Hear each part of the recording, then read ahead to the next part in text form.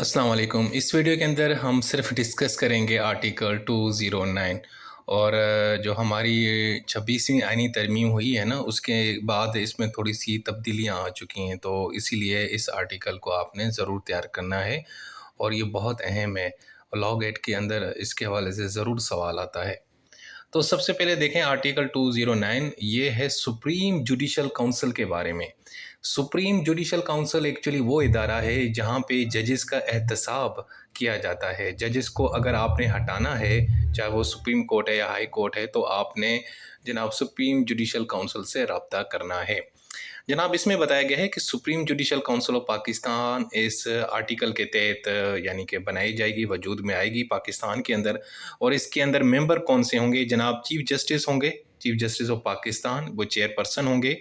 Supreme court के दो most senior जजेस होंगे और इसी तरीके से जनाब दो most senior chief justice of high courts, यानी हमारे पास 5 हाई कोर्ट्स हैं, उसमें से सबसे ज़्यादा जो 2 सीनियर होंगे वो इस सुप्रीम जुडिशल काउंसिल के मेंबर होंगे।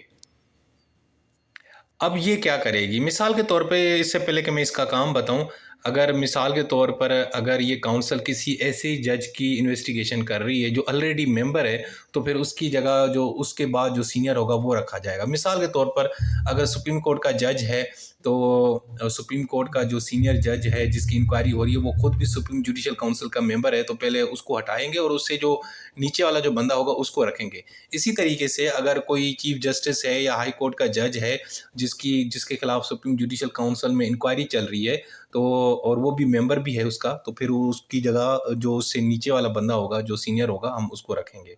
ठीक है जी। और ये जो काउंसिल है ना, ये जितने भी फैसले लेगी ना, ये मेजॉरिटी में लेगी, यानी मेजॉरिटी में जो फैसला लिया जाएगा, जिसकी अक्सरियत होगी वो इम्प्लीमेंट होगा। और वो फिर अपना जो फैसला है, जो रिपोर्ट है, वो प्रेसिडेंट को भेजेंगे ताकि बता पाएंगे भाई हमने ये काम किया है। अब ये किस तरह काम करती है जनाब? देखें, एक तो ये काउंसिल या प्रेसिडेंट, जी, ये काउंसिल या सदर, अगर इनको कहीं से भी फ्रॉम एनी सोर्स, अब ये बड़ा अहम चीज़ है, कहीं से भी अगर कहीं से कोई इंफॉर्मेशन आती है, और या जुडिशल कमीशन जो हमारा है, जो जजेस की अपॉइंटमेंट करता है आर्टिकल 175 ए के तहत, या वहीं से कोई रिपोर्ट आती है और वो बताती है कि जी फलां जो जज है सुप्रीम कोर्ट का या हाई कोर्ट का, वो जनाब अपनी ड्यूटी सही नहीं कर रहा, वो फिजिकली और मेंटली, यानी कि जनाब उसकी हेल्थ जो है वो सही नहीं है, वो पागल हो चुका है, चरिया हो चुका है, ठीक है जी, और वो अपनी जो जॉब रिस्पॉन्सिबिलिटीज़ हैं वो उसके सही तरीके से अदा नहीं कर रहा, या वो मिसकंडक्ट कर रहा है, करप्शन कर रहा है, दो नंबरी कर रहा है, पैसे पकड़ रहा है, पैसे पकड़ के फैसले दे रहा है। अगर इस तरह की चीज़ें चल आ रही हैं सुप्रीम जुडिशल काउंसिल में, तो फिर उस जज के खिलाफ इंक्वायरी शुरू हो जाएगी। अब इसका मतलब है कि सुप्रीम जुडिशल काउंसिल में या तो काउंसिल के पास इंफॉर्मेशन है, काउंसिल में भी आप यानी शिकायत दायर कर सकते हैं, या प्रेसिडेंट भी जनाब जो है ना इसमें रेफरेंस भेज सकता है कि जी फलां जज के बारे में मुझे इंफॉर्मेशन मिली कि वो सही नहीं है, उसके खिलाफ इंक्वायरी करो।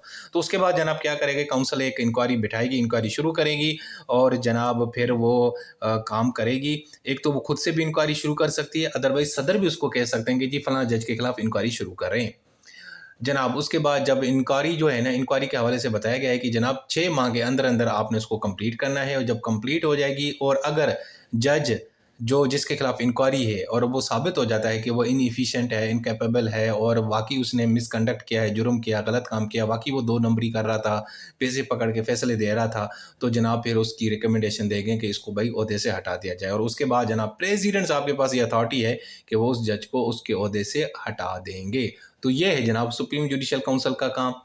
इसके अलावा जनाब ये है कि जनाब सुप्रीम जुडिशल काउंसिल अपना कोड ऑफ कंडक्ट खुद खुद बनाएगी, और जजेस जो हैं सुप्रीम कोर्ट और हाई कोर्ट, उनका जो कोड ऑफ कंडक्ट है वो ये सुप्रीम जुडिशल काउंसिल ही बनाएगी। यानी भाई जजेस ने किस तरह काम करना है, अपने अपनी अपनी जॉब किस तरह अदा करनी है, उनका कोड ऑफ कंडक्ट क्या होगा, ये हमें कौन बताएगा? Supreme judicial council.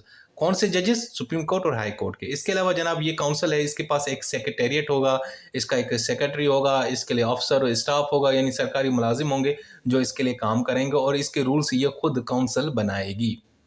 सो दोस्तों, ये थी हमारी अहम वीडियो जनाब सुप्रीम जुडिशल काउंसिल के बारे में, और 26वीं आईनी तरमीम के बाद इसके अंदर ये तब्दीलियां आ चुकी हैं।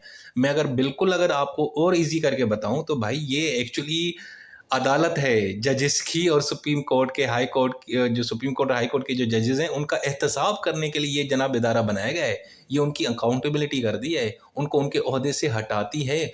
और जो जुडिशल कमीशन ऑफ पाकिस्तान है वो अपॉइंट करती है, और ये जो सुप्रीम जुडिशल काउंसिल है ये इनका एहतसाब करती है। ठीक है जी, अपना बहुत सारा ख्याल रखें। टेक केयर, अल्लाह हाफिज़।